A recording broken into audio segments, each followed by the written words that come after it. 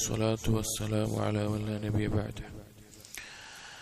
സഹീഹ് തർഗീബ് തർഹീബിൽ കിതാബ് തുഹാറയിലെ വുളൂവുമായി ബന്ധപ്പെട്ട ഹദീസിൽ അടുത്തത് വഅൻ ഉഖബത ഇബ്നു ആമിർ അൻ നബി സല്ലല്ലാഹു അലൈഹി വസല്ലം ഖാല മാ മിൻ മുസ്ലിമിൻ യതവദ്ദഉ ഫയസ്ബിഗു الوضوء ثم يقوم في صلاته فيعلم ما يقول إلا انفتل وهو كيوم ولدته أمه.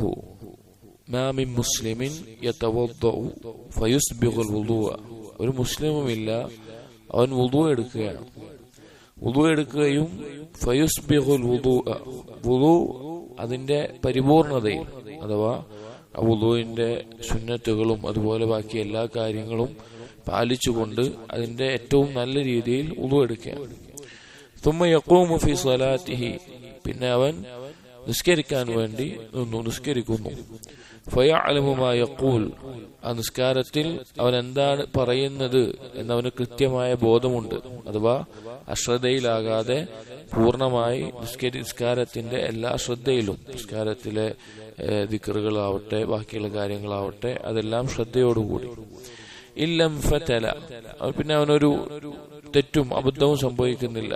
അവൻ പിന്നെ അതിൽ നിന്ന് ഒരു തെറ്റൊന്നും സംഭവിക്കാതെ അവൻ നിസ്കാരം അവസാനിപ്പിക്കുമ്പോൾ വഹുവ കയൗമി വലദത്ഹു ഉമ്മുഹു, അവന്റെ ഉമ്മ അവനെ പ്രസവിച്ച ദിവസം അല്ലെങ്കിൽ അവൻ ജനിച്ച ദിവസം എങ്ങനെയാണോ അതുപോലെ ആയിരിക്കും. അഥവാ ആ പാപങ്ങളെല്ലാം ഒഴിവായിക്കൊണ്ടുള്ള അവസ്ഥയിലായിരിക്കും അവനുണ്ടാവുക. ധാരാളം ഹദീസുകൾ വുളൂവുമായി ബന്ധപ്പെട്ട് ഈ ആശയത്തിൽ നമ്മൾ വായിച്ചു കഴിഞ്ഞ 2 ദിവസങ്ങളിലായിട്ട്. അപ്പൊ വുളൂ അത്രയും നല്ല രീതിയിൽ യഥാർത്ഥ രൂപത്തിൽ നല്ല നിയ്യത്തോടു കൂടി സുന്നത്ത് അനുസരിച്ച് അതിന്റെ സുന്നത്തുകളും ബാക്കിയെല്ലാം പരിപൂർണമായി നിസ്കരിച്ചാൽ, വുളൂ എടുത്താൽ, എന്നിട്ട് പിന്നെ 2 റക്അത്ത് നിസ്കരിച്ചാൽ അവന്റെ പാപങ്ങൾ, ചെറിയ പാപങ്ങളെല്ലാം പൊറുക്കപ്പെട്ട് അവൻ ജനിച്ച ദിവസത്തിൽ എങ്ങനെയാണോ അതുപോലെ ആകുമെന്നാണ് നബി സല്ലല്ലാഹു അലൈഹി വസല്ലമ പഠിപ്പിച്ചിട്ടുള്ളത്. വളരെ ശ്രദ്ധയോടുകൂടി നമ്മൾ പരിഗണിക്കേണ്ട കാര്യമാണ് വുളൂ എന്നത്. وعن علي بن أبي طالب رضي الله عنه أن رسول الله صلى الله عليه وسلم قال إسباغ الوضوء في المكاره وإعمال الأقدام إلى المساجد وانتظار الصلاة بعد الصلاة يغسل الخطايا غسلا. إسباغ الوضوء في المكاره, ബുദ്ധിമുട്ടുള്ള സമയങ്ങളിൽ വുളൂ അതിന്റെ പൂർണ്ണതയിൽ എടുക്കുക. വഇഅമാലുൽ അഖ്ദാമി ഇലൽ മസാജിദ്, മസ്ജിദുകളിലേക്ക് നടന്നു പോവുക.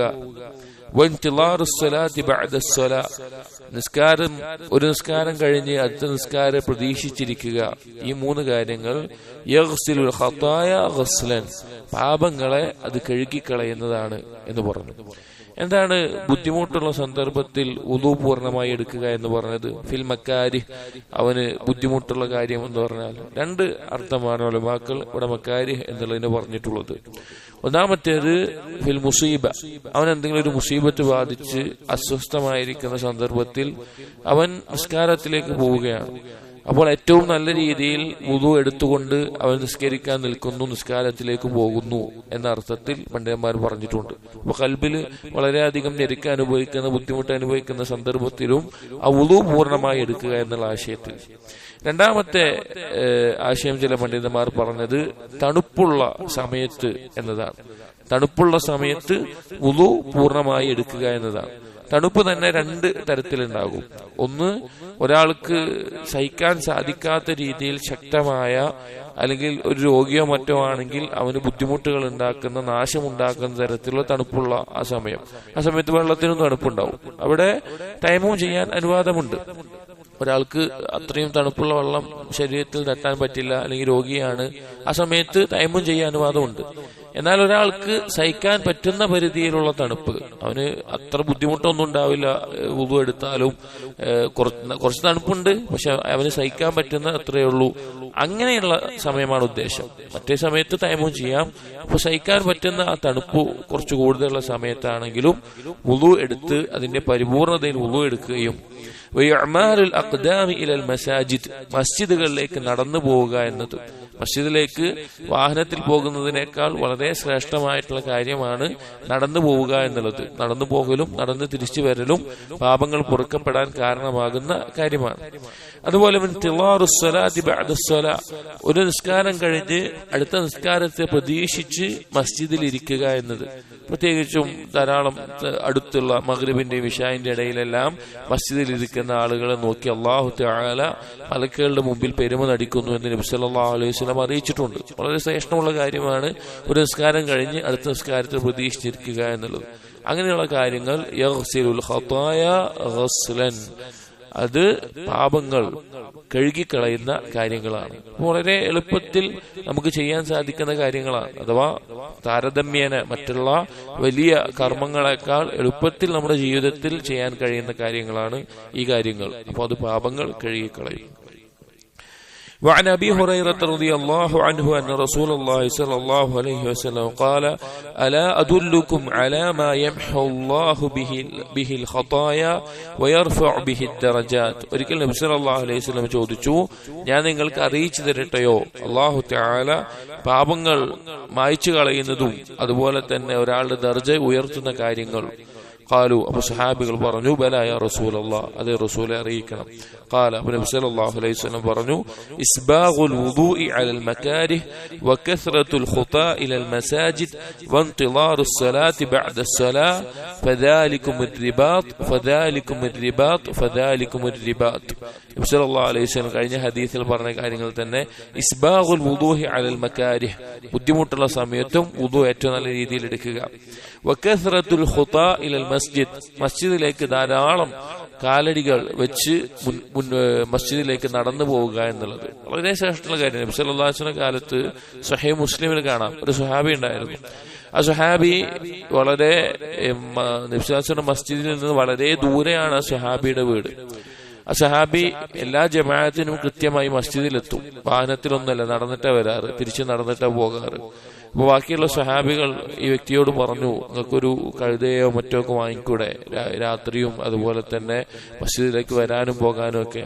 അപ്പൊ അദ്ദേഹം പറഞ്ഞു, എനിക്ക് മസ്ജിദിന്റെ തൊട്ടടുത്ത് വീടുണ്ടാവുക എന്നുള്ളതല്ല എനിക്കിഷ്ടമുള്ള കാര്യം. ഞാൻ മസ്ജിദിലേക്ക് വരുന്നതിനും തിരിച്ചു പോകുന്നതിനും എന്റെ പാപങ്ങൾ പുറത്തു കിട്ടി പ്രതിഫലം ലഭിക്കുന്നതാണ് എനിക്കിഷ്ടമെന്ന് പറഞ്ഞു. നബി സല്ലല്ലാഹു അലൈഹി വസല്ലം ഇത് കേട്ടപ്പോൾ അവൻ അതുണ്ട് എന്ന് പറയുകയുണ്ടായിട്ടുണ്ട്. അപ്പോ മസ്ജിദിലേക്ക് നടക്കുക എന്നുള്ളത് പാപങ്ങൾ പൊറുക്കാനും ദർജകൾ ഉയരാനും കാരണമാകുന്ന കാര്യമാണ്.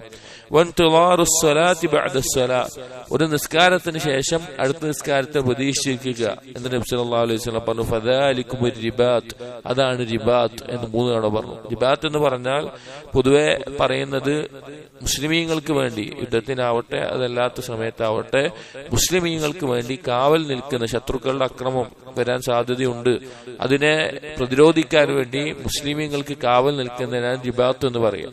അപ്പോൾ നിസ്കാരം കഴിഞ്ഞാൽ അടുത്ത നിസ്കാരം പ്രതീക്ഷിക്കുന്നതിനെ റിബാത്ത് എന്നുള്ളത് 2 ആശയത്തിൽ ഉലമാക്കൾ വിശദീകരിച്ചു. ഒന്ന്, അത് ജിഹാദിന്റെ ഭാഗമാണ്, ജിഹാദിന്റെ ഭാഗമായിട്ടുള്ള ഒരു കാര്യമാണ് നിസ്കാരം പ്രതീക്ഷിക്കുക എന്നുള്ളത്. രണ്ടാമത്തെ ആശയത്തിൽ പറഞ്ഞത് പാപങ്ങളിൽ നിന്നുള്ള ഒരു റിബാത്താണ്. മസ്ജിദിൽ ഒരു നിസ്കാരം കഴിഞ്ഞ് അടുത്ത നിസ്കാരം പ്രതീക്ഷിക്കുക എന്നുള്ളത് പാപങ്ങൾ പുറത്തു കിട്ടാനുള്ള കാരണമായിട്ട് പാപങ്ങളിൽ നിന്ന് കാവൽ നിൽക്കുന്ന ഒരു കാര്യമായതുകൊണ്ടാണ് അങ്ങനെ പറയുന്നത് എന്നും വിശദീകരിച്ചത് കാണാം. അപ്പോൾ വളരെ ശ്രേഷ്ഠതയുള്ള കാര്യങ്ങളാണ് ഈ പറഞ്ഞ 3 എണ്ണം. ഇത് ആശയത്തിൽ തന്നെ മറ്റൊരു ഹദീസ് അബൂ സഈദ് അൽ ഖുദ്രി റളിയല്ലാഹു അൻഹു ذكر قال رسول الله صلى الله عليه وسلم ألا أدلكم على ما يكفر الله به الخطايا ويزيد به في الحسنات ويكفر به الذنوب. പാപങ്ങൾക്ക് പ്രായശ്ചിത്തമാകുന്ന നന്മകൾ അധികരിക്കുന്ന ഒരു കാര്യം അറിയിക്കട്ടെയോ? ഖാലു ബലാ യാ റസൂലല്ലാഹ്, സ്വഹാബികൾ പറഞ്ഞു അതെ അറിയിക്കണം, എന്തായാലും അറിയിക്കണം എന്ന നിലക്ക് പറഞ്ഞു. ഖാല, നബി സല്ലല്ലാഹു അലൈഹി വസല്ലം പറഞ്ഞു ഇസ്ബാഗുൽ വുളൂഇ അലൽ മക്റൂഹാത്ത് വകസ്റത്തുൽ ഖുതാ ഇലൽ മസാജിദ് വൻതിളാറു الصلاة بعد الصلاة فذلكم الرباط. നേരത്തെ പറഞ്ഞ അതേ ആശയം തന്നെ. ഇൻഷാ അല്ലാഹ്. ബാറകല്ലാഹു ഫീക്കും. അസ്സലാമു അലൈക്കും വറഹ്മത്തുള്ളാഹി വബറകാതുഹു.